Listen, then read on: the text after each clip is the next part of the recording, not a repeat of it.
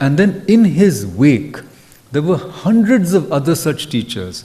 We know them, and there are books on them. We can mention them, like Swami Yogananda, Paramahamsa Yogananda, who wrote the autobiography of a yogi, for example, and a variety of spiritual teachers and yoga teachers from India who went to the West. Now, there is a very good book on this called The American Veda by Phil Goldberg. And one of the points that he makes, and which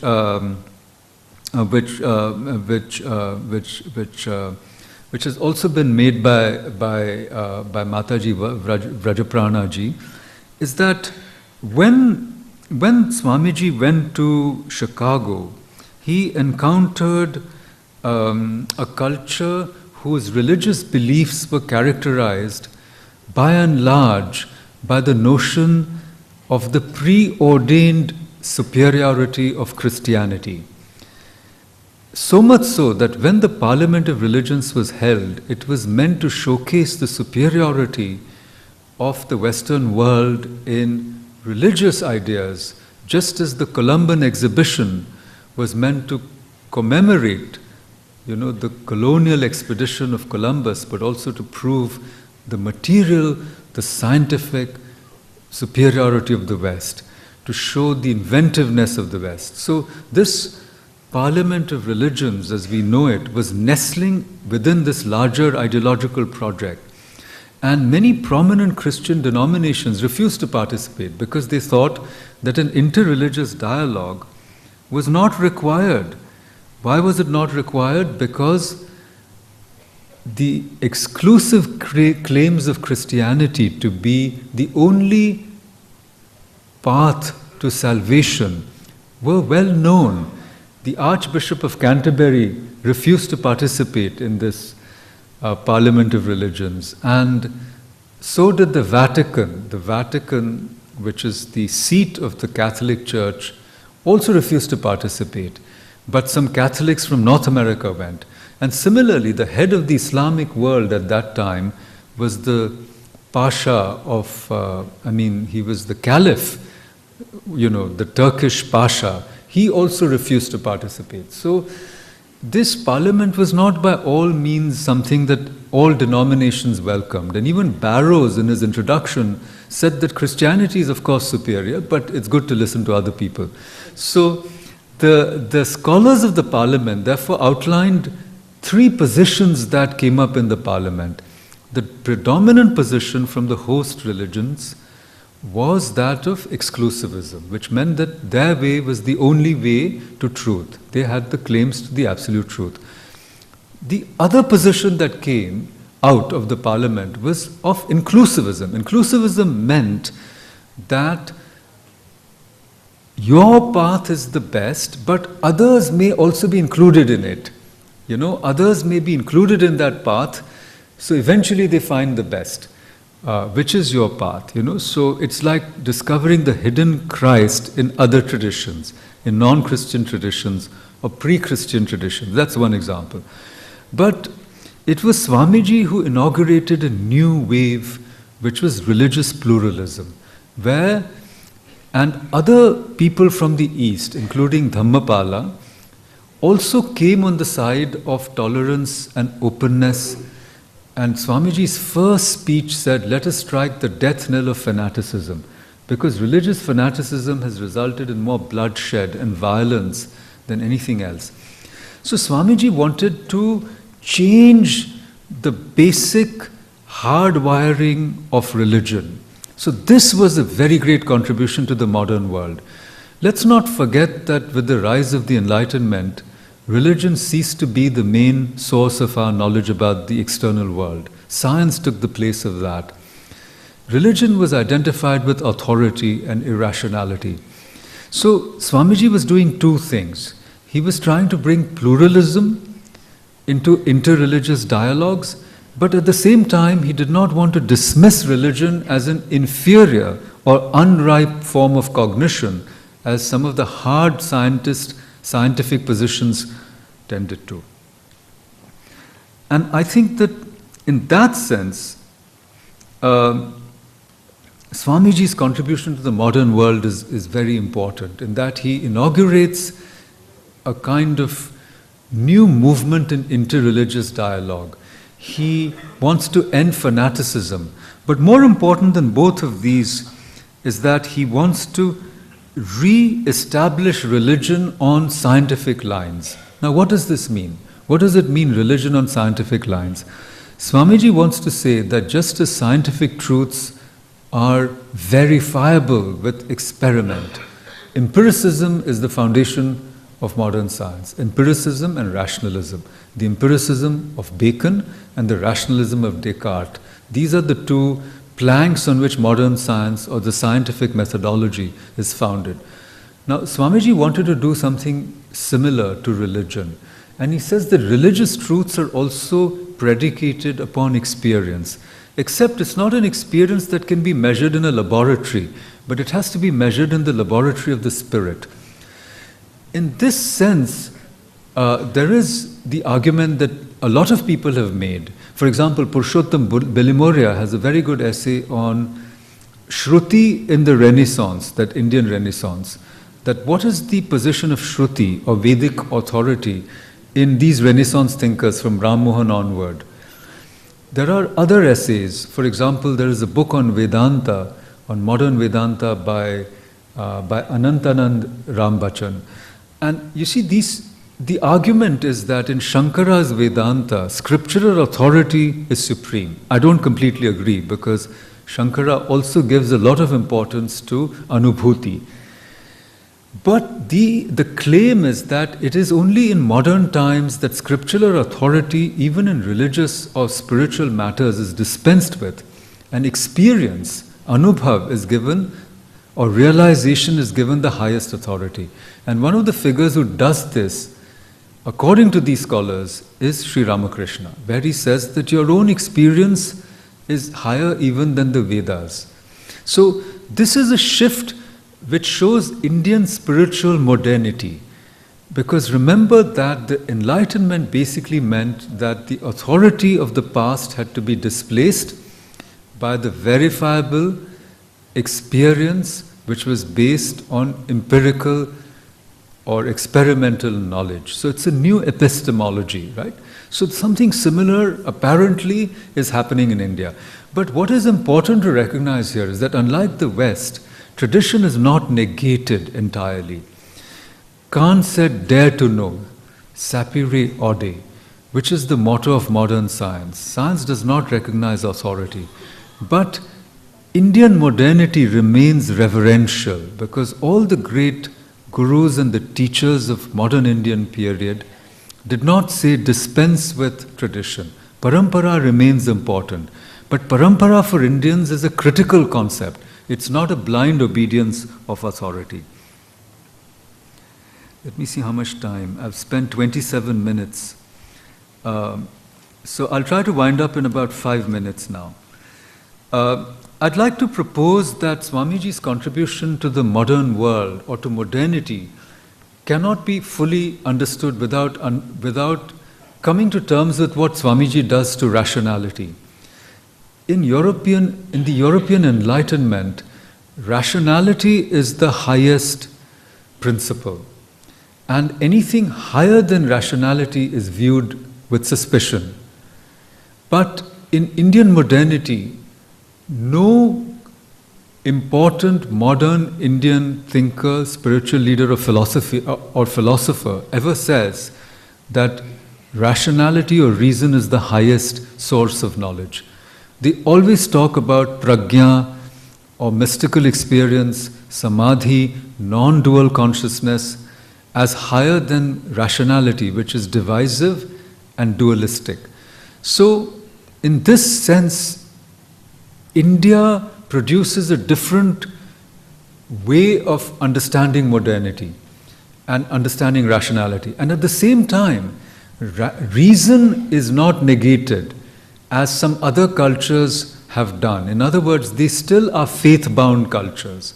Many other religious traditions are scriptural and faith-bound.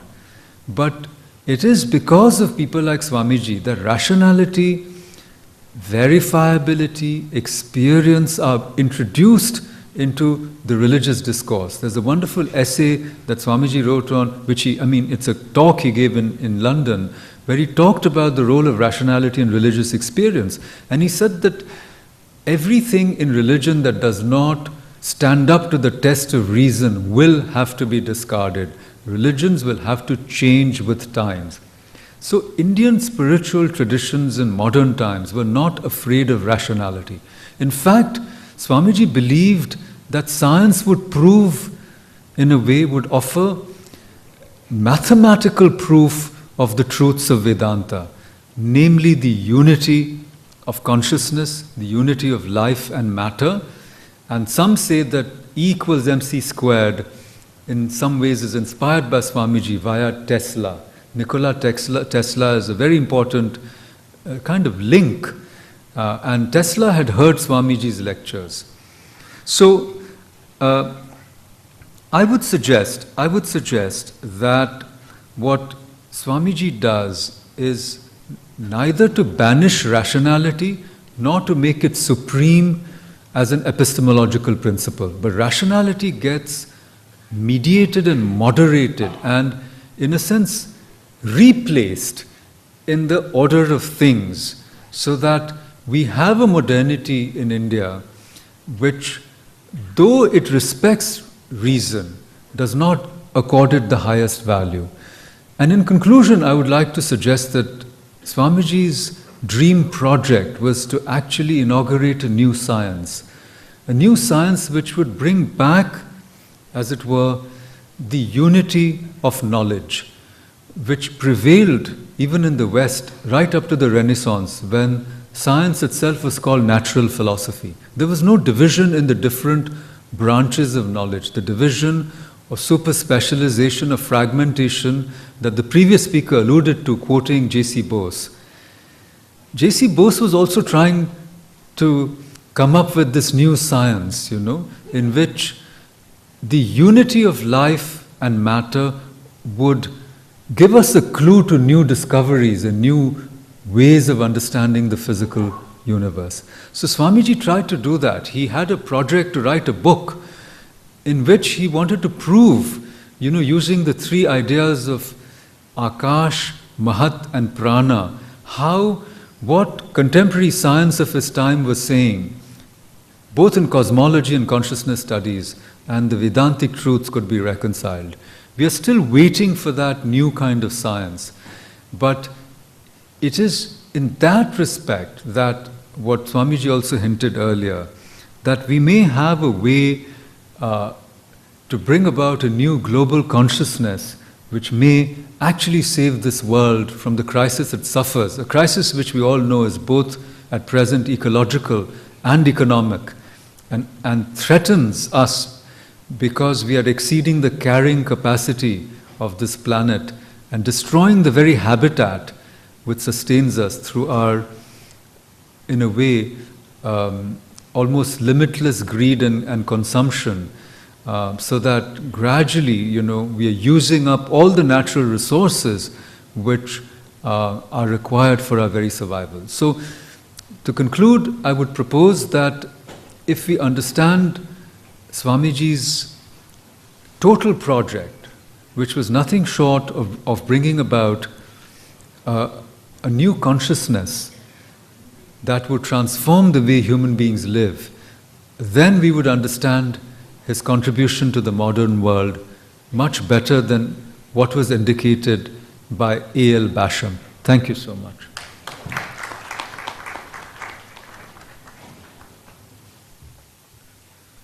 We're extremely grateful to the speakers of this session, Professor Raha and Professor Paranjape.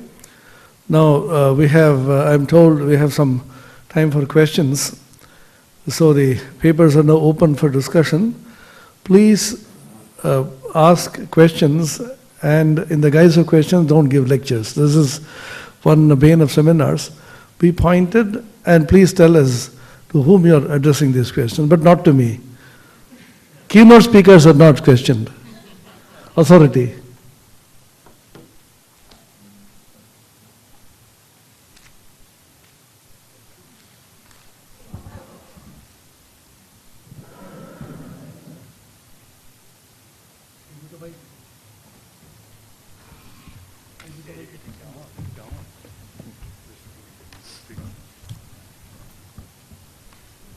Anybody interested in asking questions?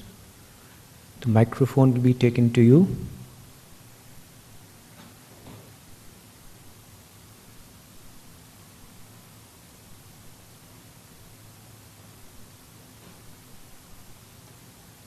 Thank you, professors, for erudite lectures.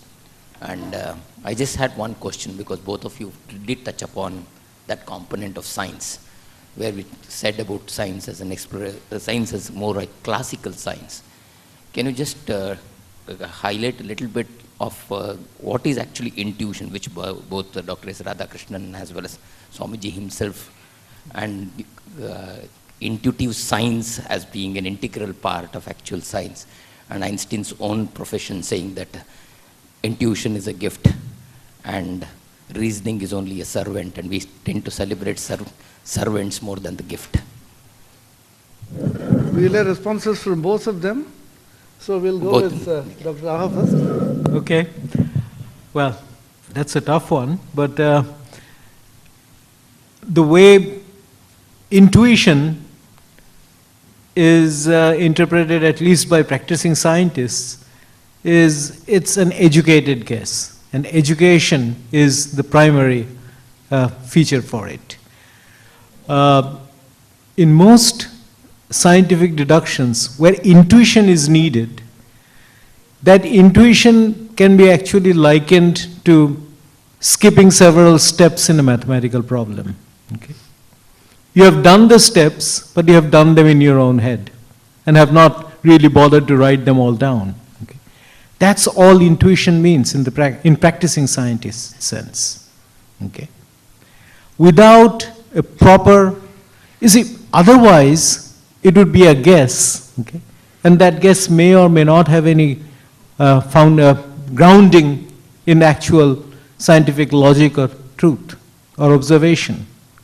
So that's precise. And when one talks of intuition, one also has to be a little careful about how one defines science.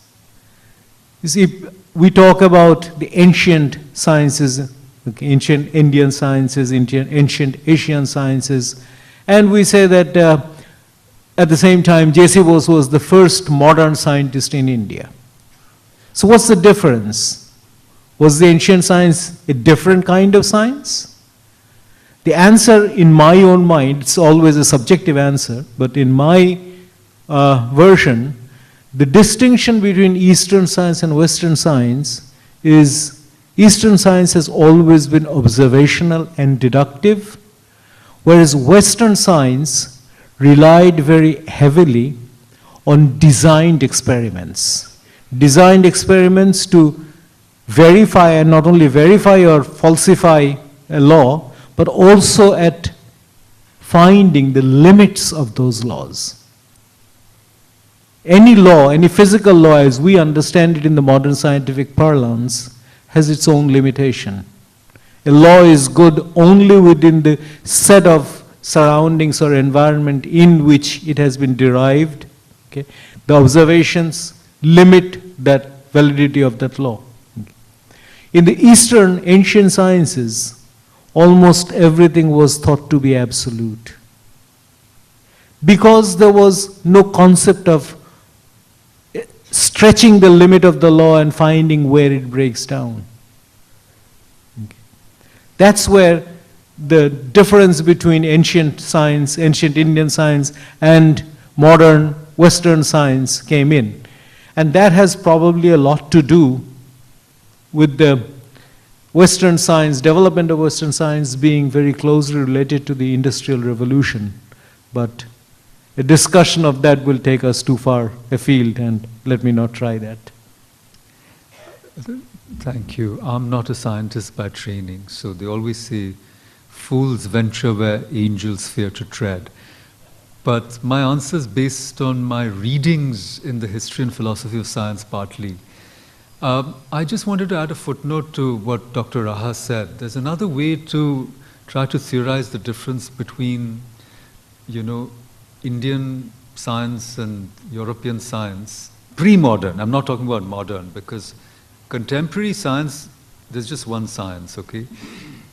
we're talking about the older times, and one answer is that that European science, which goes back to the Greeks, was modeled on mathematics. That's the defining language was mathematics. And Indian science was also very logical, but it was modeled on semiotics, or rather grammar, because Panini's grammar, or the grammatical, the Vyakaran tradition, was considered the foundational source even for logic. Anyhow, but I want to come back to your question of intuition, which is a very important question. Now, there are two different ways to answer it. One is to look at how something is proved in science, and there you can't skip any step. It has to follow the methodology that the peer group of scientists understand. It has to be worked out, but nobody knows how these insights come in the first place. So there are two different things. So intuition, or whatever you want to call it, is operable not when the results of an experiment are written up and shared, but it's really operable when people get insights. And there's a wonderful book by Paul Feyerabend called Against Method. And he says, I defy you to show me any method by which the greatest scientific discoveries were made. According to him, they were made by no method at all. Like Newton saw the falling apple, Einstein used to play with bubbles in his bath. So the process of those great scientific discoveries, insights, what Edison also said, they come from some other zone. And that is not quantifiable, theorizable as of now. Now, there are consciousness studies where people are slowly trying to map these regions, of consciousness which we don't accept at present as, in the domain, of what we normally understand as normal consciousness. But there's sleep research, there are other kinds of research, brain research, neurocognitive research, which is looking at some of these processes. And we know that the brain has about 10 billion cells, as many as there are stars in the universe at present. So somebody was talking about the microcosm and macrocosm. We are all star children, as it were. And the capacities in our brains, we really don't know, and there are some 10 trillion chemical reactions going on. But science is slow, methodical, at times plodding, but it's getting there slowly. And this artificial intelligence business also, we don't know where it's going to go if suddenly machines will become self-conscious. As we move from two ends of the spectrum, at present it seems impossible, as Penrose said. But we don't know. We really don't know how consciousness comes about. But the dominant scientific, should I say, views at the moment are materialistic. They believe that consciousness is epiphenomenal to the brain. But Eastern philosophy fundamentally disagrees. They say that it is spirit which is dominant, and matter is a condensation of the spirit. So that matter is epiphenomenal. So I think between modern science and our spiritual traditions, there's still a very wide gap. Can I make a response? Please. It's a very interesting question which was raised. A couple of responses. Everything in the world is discovered only through intuition. It is worked out by the brain later on. That is the Indian idea. No scientist, as I said, has discovered anything worth except through intuition. What he has done is to work it out through the mind later on. We call it the Vijnanamaya. The Vijnanamaya is a flash of intuition in which you know this is the truth. Now the Manomaya steps in and works out the whole thing out. Two examples Roger Penrose gives in his book. One is Kekule's discovery of the cyclic structure of benzene ring. Benzene was an aromatic compound which is a cyclic structure. Kekule was conditioned by the aliphatic compound, the linear chain. So he was so worried about he couldn't get out of the conditioning. He was thinking deeply, and then he became tired, and he saw a kind of a dream or a vision in which he saw a dragon made of carbon atoms. And this dragon was opening its mouth and biting its tail. And he said, that's it. That ah is the intuition. So you have to feel that the wow feeling is like the Americans call it wow. Americans are wow for everything. And they're so excited about everything. And I told an American woman, the sun is rising in the east. Wow, Swami, isn't it wonderful? The sun is rising there. Sun will of course rise. But you have the wow feeling, the feeling of the ah which comes to you.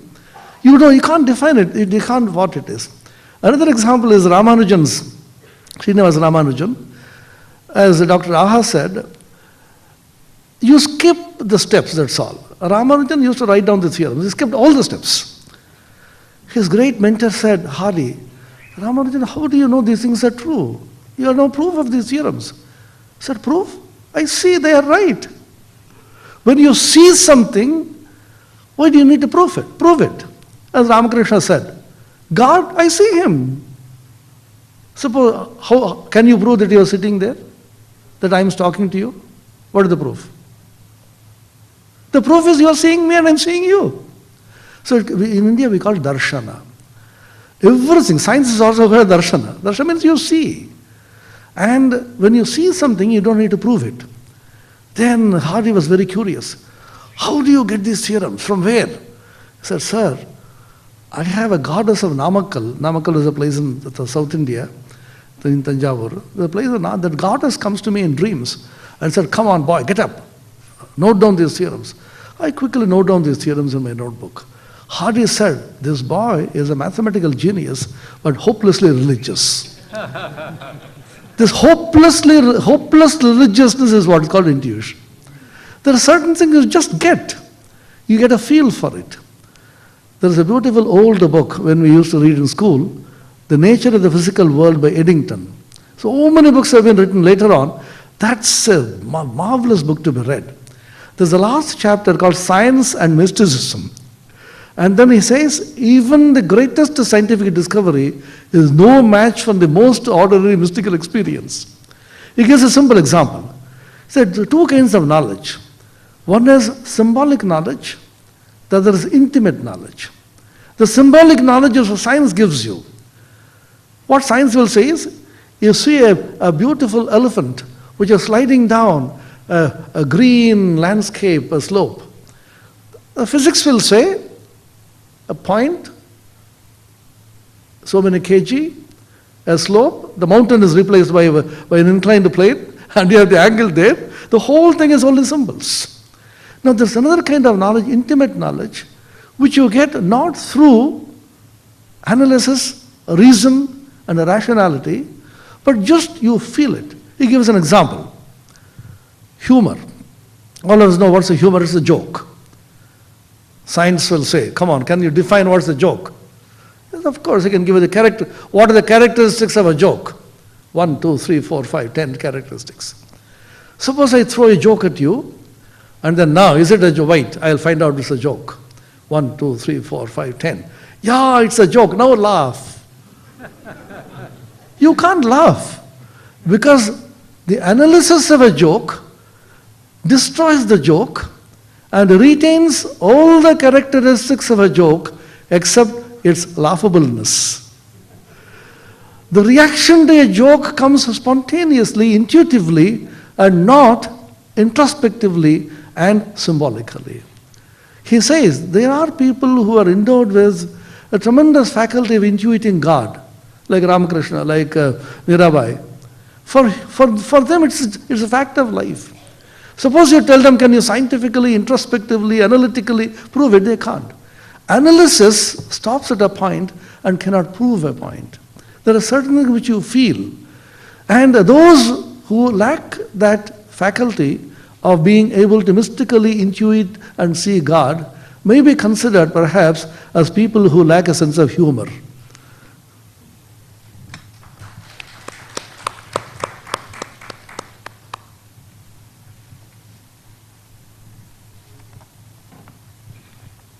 Yes, anybody? Yeah, there is one question there.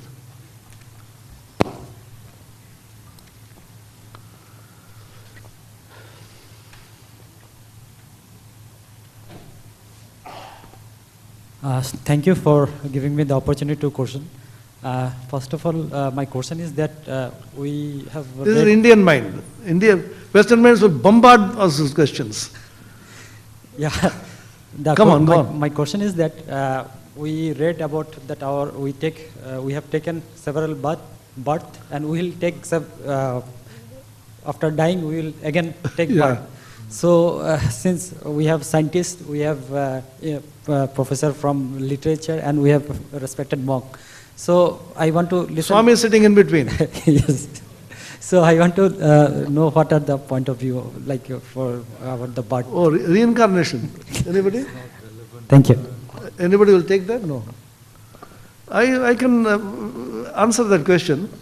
You see, these are theories. Remember, the human mind is trying to grapple with and understand the vast, mysterious something which we do not know what. So many theories you have. Somebody says you are born again, somebody says you are not born again. But the advantage is many birth theory, I will tell you. In India, we are so happy in the midst of so much of chaos. You can't go on the roads, the trains don't move, and everything is at standstill, but we are intensely happy. Do you know why? We know anyway we're going to come again, don't worry, this life gone. Suppose somebody says, it's just like the difference between test matches and one-day matches. Test matches